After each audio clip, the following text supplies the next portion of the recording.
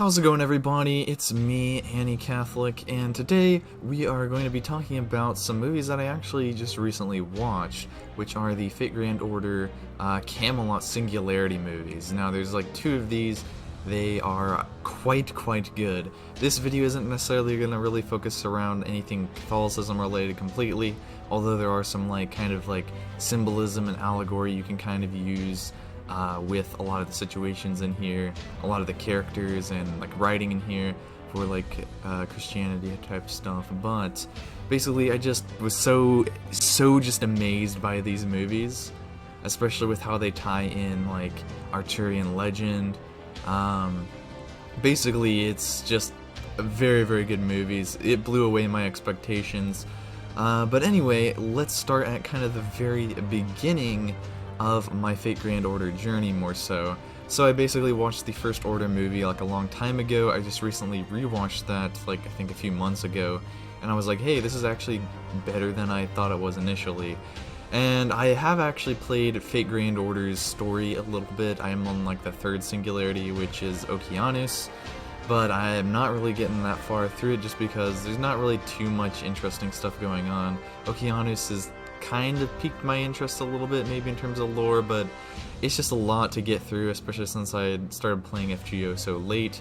If I was caught up with the story of FGO, I think I probably would have a better experience and whatnot with Fate Grand Order overall. But honestly, watching these two Camelot movies, they gave me so much hype, I guess, for what was going to be in the Babylonia series, because I haven't seen that except the first few episodes when they originally were coming out. So I haven't seen Babylonia, I haven't seen the Temple of Time Solomon yet either, so that's pretty much what I'm going to be starting to go through pretty soon. But the reason why I'm making today's video is because, yeah, there's a lot of dense material in Fate Camelot, and it all just works together so well. I think it's mostly because Nasu's writing is just so good. Let's see, we're gonna skip through a bit, but as you can see, it's basically focusing around the Knights of the Round Table. Not quite all of them, just a select few of them. As you can see, there's Mordred right here, there's Tristram, and I forget what his name is right now. Dang, it's just slipping my mind right now. Darn, we'll have to come back to that thought. But yeah, there's Lancelot, normal Lancelot, not Berserk Lancelot, so it's pretty cool. You actually get a lot of other characters from Egypt, and then you get characters from the Hassan type stuff. So it's basically three things coming together, plus with a whole bunch of other stuff. There's just so many references to Arthurian mythos and that kind of stuff. I'll have to skip through the movie a bit. I think I might have already gone past it. But yeah, so basically this movie focuses around Bedivere, which is basically the last knight that was with Arturia as she was dying. And basically this kind of focuses around him as the main NPC or character for the most part. But yeah, there's a lot of scenes in here that are actually pretty dark. A lot of this kind of scenes with the selection to get into the holy city. It's just very dark. People start getting slaughtered, that kind of stuff. It was pretty crazy because it kind of set the tone that I always knew that Fate kind of benefits from, where it's crazy stuff happens. It's just very dark elements, even if they're not necessarily animated to be super dark. You can still see blood around everywhere. But this movie is PG-13 rather than Fate Stay Night or Fate Zero, so it's more for a broader audience, but it still has a lot of the same tones. And really what I'm focusing mostly on is the writing. As you can see, I also extremely like the artwork and stuff, the stylized that they did in a lot of these kind of flashback kind of scenes. They just did so much good stuff with this. So you can see a bunch of the knights are fighting each other. There's just a lot of stuff, a lot of psycho trauma for Bedivere pretty much. This first movie was pretty good.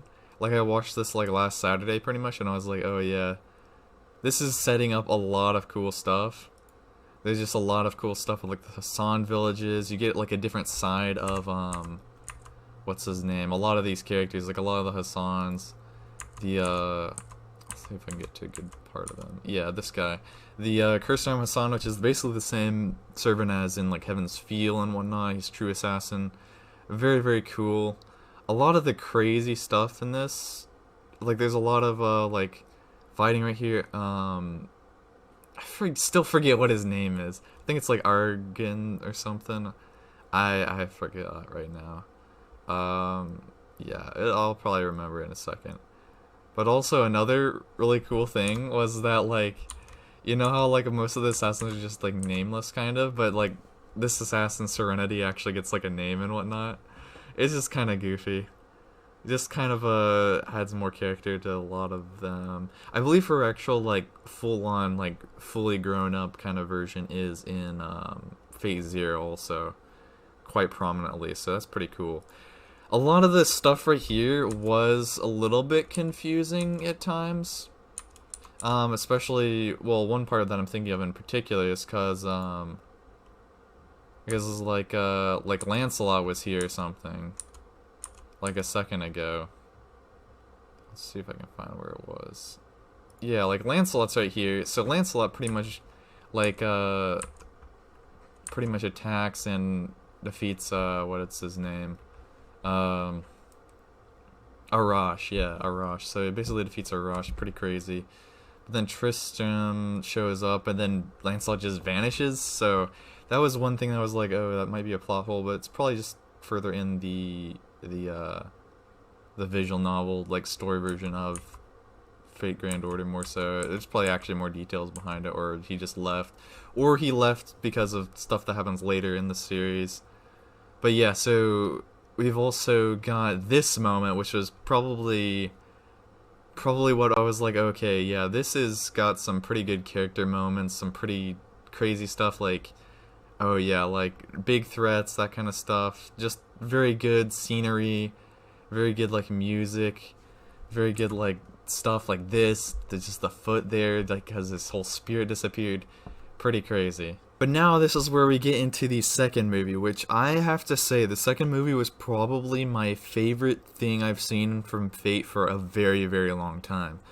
And there's several reasons behind this. One of those being that the pacing is it's just like go, go, go from the very beginning of this movie to the very, very last minutes of the movie.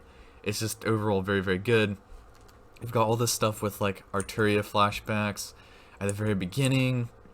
Just the amount of like Arthurian references and that kind of stuff that they had in here, from like Bedivere to all the other knights, also to stuff with like Lancelot showing up here, and basically this is also an important part in the overall series of Fate Grand Order, because this is also where like Mash kind of gets her like identity revealed, or like basically Bedivere knows who this spirit that resides in Mosh actually is. So pretty much that was really cool to see, like it just be kind of a hype moment as well as fitting into all the writing and whatnot. And then of course they fight.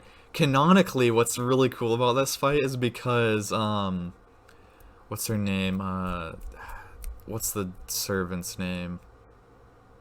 I forget what it is, but like whatever her character is, pretty much canonically as the son of Lancelot basically defeats Lancelot.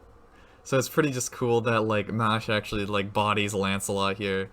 It's pretty crazy. And then of course you've got like a lot of stuff going on behind the scenes, plot twists that kind of later get revealed to be not plot twists or completely, or like Da Vinci basically didn't die in the last movie. Pretty cool. And then of course, yeah, you've got some fun character moments right here just before everybody kind of well, this scene is also pretty important as well, because it's like the animation here was also really cool. It was like very nice and stylized with King Arthur, just a different style of animation, almost like from the actual Arthurian like old books. Which, on a side note, I actually did order I think the whatever, the Lit Arthur or something. It's one of the like books I think from the 14 15th century actually. So that's going to be pretty cool. I'm going to read through that and actually get more of a proper background on Arthurian legend more so, and how things actually progressed, how things actually happened more so. But it's just very cool overall. And then of course we've got this moment where like 35 minutes in, from this point on it's just straight up like combat pretty much the whole time, invading. It's like a big old siege. They're just invading the whole castle. You have a lot of stuff about the knights being revealed, a lot of crazy stuff with like the Man of the Mountain, which was like from the Hassan kind of faction pretty much. You've got a lot of fighting inside the city, just a lot of great like combat, that kind of stuff. I can't really show too much animation, but there's a lot of like cool character moments also, like Bedivere fighting, standing up again. This whole fight against Tristan was pretty cool. Mordred gets like a little spotlight fight, pretty cool. And then yeah, and then this whole fight sequence is just crazy as well. I love it when they go into like a whole background with like less detailed animation but more flowing and just kind of stylized, I guess. It's just pretty good. Like whenever they do stuff like that. Like sure, if this was like Heaven's Field, you'd have way more detail on a lot of stuff. If it was Heaven's Field level quality, this movie would have been even better. But I still feel like it was very, very good. A lot of the characters, very good. All these fights, very, very good. But one other thing that I want to mention in here is that like the whole stuff at the end of this, with Bedivere and just his character writing and stuff, it very much works as like an allegory, I guess, to just like, I guess, the Christian life in general, and Catholicism more so. Because like, this dude has been wandering around canonically in the Fate universe for like so long pretty much. And this is what I really like about Natsu writing stuff with Arthurian legend, is he does like slight twists that kind of just make stuff even better, like just add so much more depth to everything. So like, for example, with like King Arthur being like a girl basically, that kind of changes the whole entire level of the whole story, so that's pretty cool. And then now with Bedivere pretty much basically wandering around and not aging thanks to like Excalibur pretty much. It's pretty crazy how that kind of stuff went on, you know. There's just nice flashbacks and how much it ties in with like Arthurian legend and whatnot. That's what the main thing I really, really love about Fate, is that like they just get all the character stories and like the characters done very, very well with like slight twists, slight adaptation kind of stuff, but just in a way that like kind of is reverent to like the original source material pretty much. And like basically main thing I took away from this is that like, yeah, like dedication to your king is very, very important. So yeah, it's quite a cool thing to take away from the movies. But yeah, other than that, that's probably gonna be it for this video. I know it has been like a long time since I posted any other videos on my channel.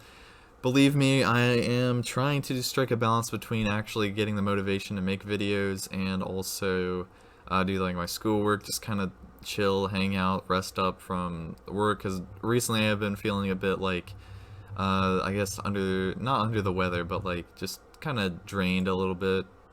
But I wanted to get a video out of here for all of you. Hope you guys enjoyed it.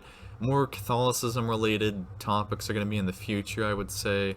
I do actually have one in specific on a specific Fate character that will probably be a pretty interesting and maybe controversial video when I actually do make it, but it's pretty much the only other like Fate and Catholicism kind of related topic that's just kind of obvious to do. But yeah, so I'm gonna do that. But yeah, thanks for subscribing, all 60 of you, and hopefully we get to 100 subscribers here relatively soon as I start getting some more of these videos out. Really, the main idea is I just want these videos to reach a bunch of people, kind of guide them to more of a complete worldview, more of a Christ-centered worldview. That's pretty much my main goal. But anyway, as always, it's been me, Anti-Catholic. I will see you all in the next one. Peace.